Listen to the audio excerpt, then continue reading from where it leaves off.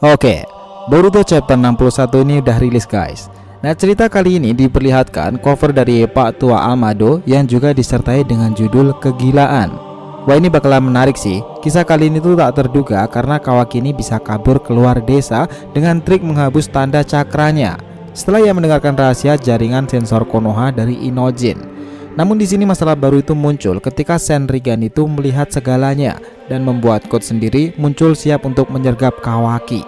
Nah, sementara itu Boruto yang sadar seorang diri akan Kawaki yang kabur itu, dia cukup panik nih. Apa yang akan dilakukan oleh Boruto itu? Oke, relax, kita akan mulai breakdown dari sini jalan ceritanya.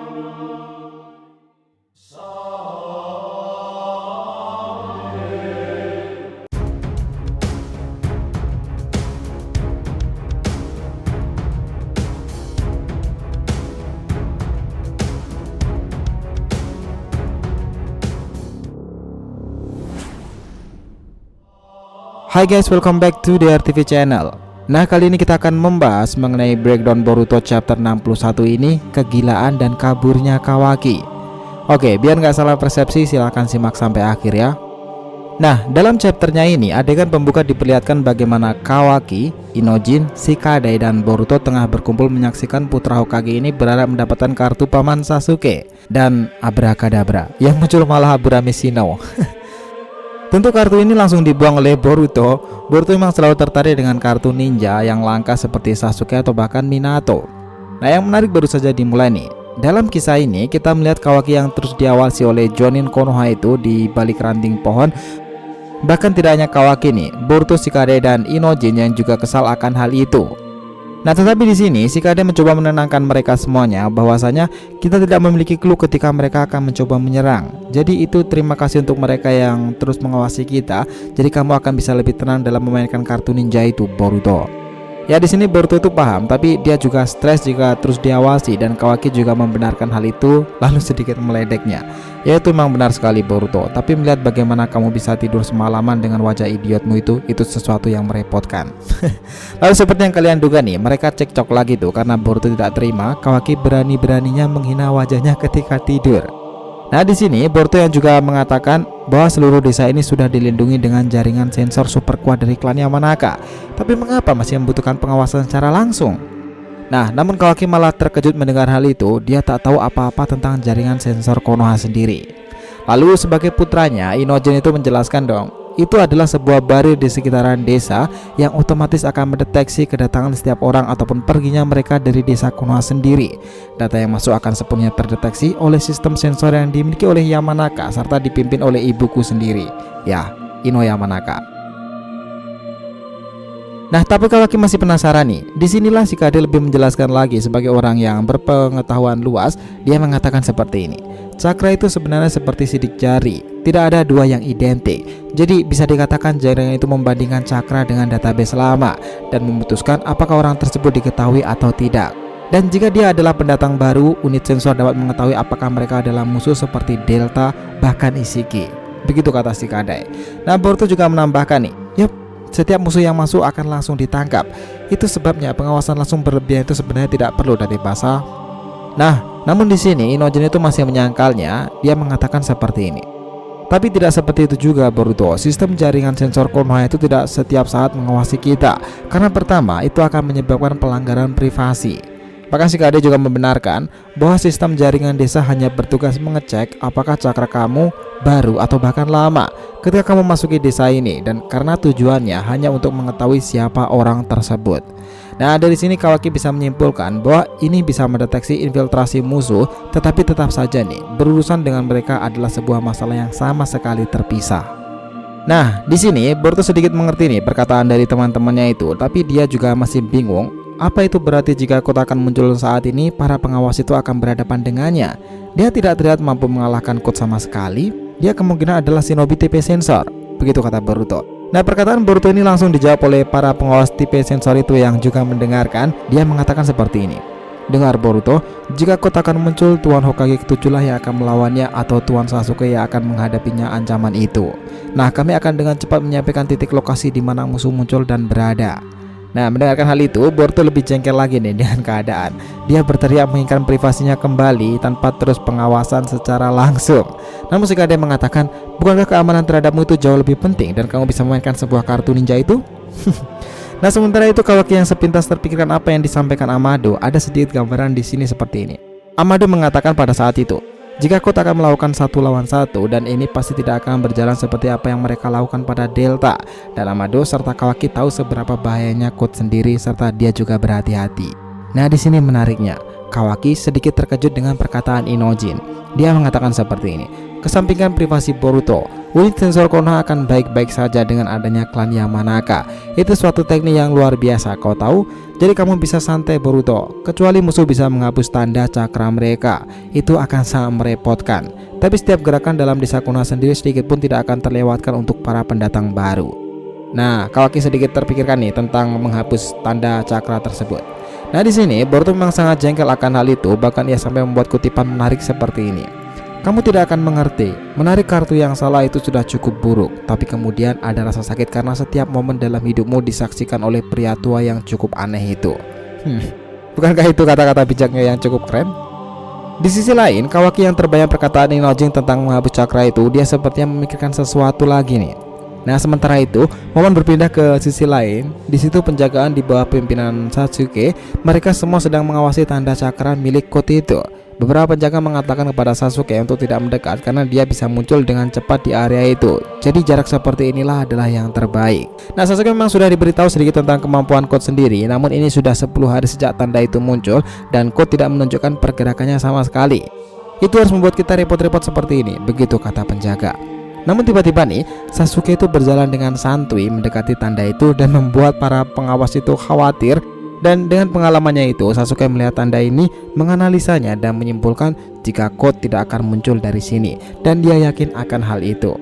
Nah, memang Sasuke tidak punya bukti nih, tapi ini cukup sederhana. Jika Sasuke jadi dia, Sasuke akan memilih area yang berbeda pula. Itu saja sudah bukti yang sangat cukup.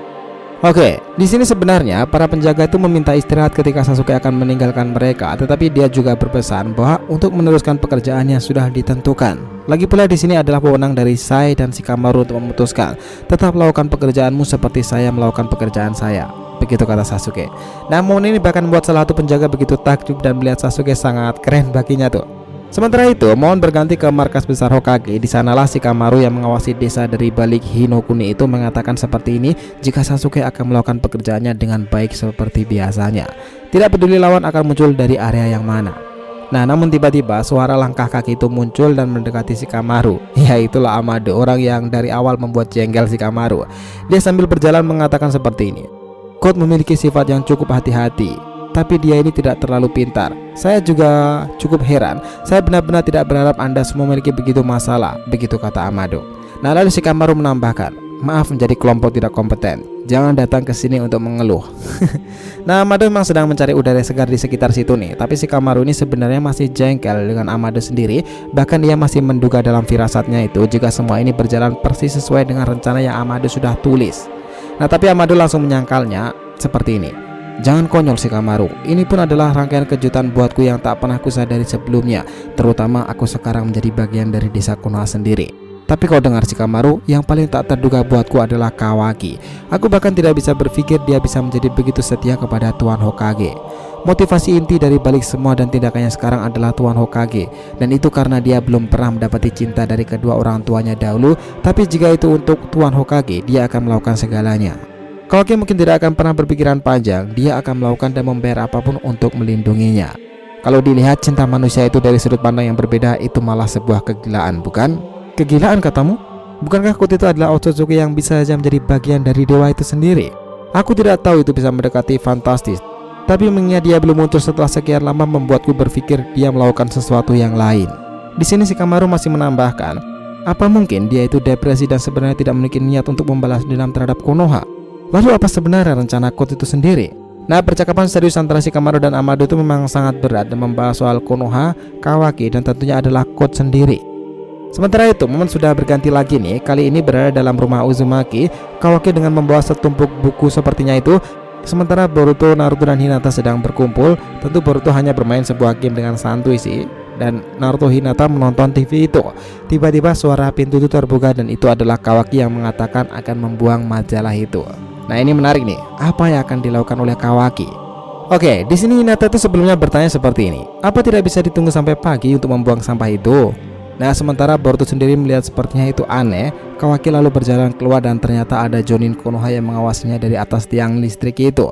Bahkan Jonin Konoha itu memanggil rekannya, ini adalah Nishi.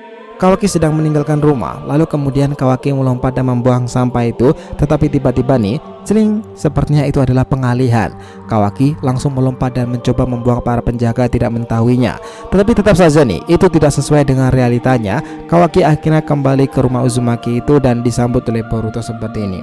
"Hei Kawaki, you okay?" Dia kemudian menjawab, "Aku capek, bisa kita bicara besok?" Nah, tetapi di sini mulai menariknya. Boruto di sini melihat firasat aneh dan benar saja nih, kita diperlihatkan gambarannya bahwa perubahan buku yang dibuang Kawaki tadi adalah manipulasi dari Bunshinnya sendiri. Dia Kawaki yang asli ada di balik pohon itu sedang bersembunyi. Lantas yang di rumah tentu adalah Bunshin, ya kan? Nah, di sini Boruto merasakan kehadiran Kawaki di luar rumah setelah ia melihat ke jendela luar itu. Sementara itu para penjaga mendeteksi jika keduanya Boruto Kawaki sudah aman di dalam rumah dan semuanya sudah beres. Tetapi semuanya tidak berjalan dengan sesuai rencana mereka. Lalu tiba-tiba nih, Boruto benar-benar melihat Kawaki yang sedang di luar rumah itu. Bahkan ia mencoba lari lebih cepat. Dari sini Boruto paham apa yang sedang Kawaki lakukan. Bahkan Boruto juga jengkel, apapun alasannya, ia akan membuat pengawasan terhadapnya jauh lebih ketat. Dan itulah kenapa Boruto ingin mencoba untuk menyeretnya kembali. Nah, namun Boruto juga sadar nih, para Jonin itu sedang menjaganya di luar. Tetapi tiba-tiba ia teringat apa yang dilakukan oleh Kawaki ini dengan Bunshinnya. Mereka para penjaga mengira jika cakra Kawaki sedang di dalam rumah, sementara para penjaga juga sudah tahu Boruto sedang di luar nih. Nah, dari sini Boruto teringat perkataan Inojin Yamanaka. Jika itu akan merepotkan jika suatu musuh bisa menghapus cakranya. Nah, lalu Boruto bingung dan panik tuh. Sementara itu Kawaki lari ke sana kemari sambil diawasi oleh Eida Kara dengan matanya itu. Apa yang akan dilakukan oleh Eida selanjutnya? Nah, ini menarik, bahkan Eida dengan senriganya itu dia sudah tahu nih dan memberitahu Kurt seperti ini. Dengar Kurt, Kawaki sedang bergerak, dia menuju ke suatu tempat seorang diri. Di sini Kurt juga sudah terkejut nih, bagaimana dia melakukan itu, bukankah orang-orang juga mengawasi Kawaki? Nah, namun Eida itu menjawabnya, dia sepertinya menarik tanda cakranya itu. Itu adalah trik yang datang secara alami dari semua Otsutsuki Kurt, tapi dia seharusnya belum menyadarinya. Mungkin itu hanyalah naluri Kawaki, seperti bagaimana anak kuda bisa bangun sendiri setelah mereka dilahirkan. Nah, lalu Kurt dengan karma yang bangkit itu dia menunjukkan aksi dan ekspresinya. Dia mengatakan seperti ini, "Aku tidak tahu apa motifnya sebenarnya, jadi dia sendirian ya. Aku tidak akan bisa membiarkan kesempatan sempurna ini lewat begitu saja." Dan sesaat setelah itu Kurt ini memunculkan cakarannya itu dan lewat balik pohon layaknya Zetsu. Dia kembali muncul di balik pohon. Dia bahkan menginfokan kepada Eida, "Bimbing aku Eida, di mana dia sekarang?" Nah, kalian bisa lihat bagaimana Eida ini keibuan banget kan. Dia sedang menggendong adiknya itu yang sedang tidur pula.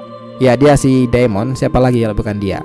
Nah, lalu sesaat sebelum Eida menginfokan kepada Kurt, dia melihat Boruto pula. Sementara Kawakinya sedang melompat ke luar desa itu. Seseorang tidak ada yang menyadarinya. Nah, Boruto sangat jengkel tuh karena dia tidak bisa pergi setelah Kawaki melakukan itu. Mereka mungkin akan segera menangkap Boruto. Banyak membuat Boruto bingung bagaimana cara Kawaki ini menghapus cakranya. Lalu Boruto kembali masuk ke kamar Kawaki dan berteriak, "Aku tahu kamu itu bayangan. Bagaimana kamu berpikir tentang ini?" Lalu Kawaki berkata, "Tetap tenang Boruto, itu akan menjadi masalah jika mereka menemukanku."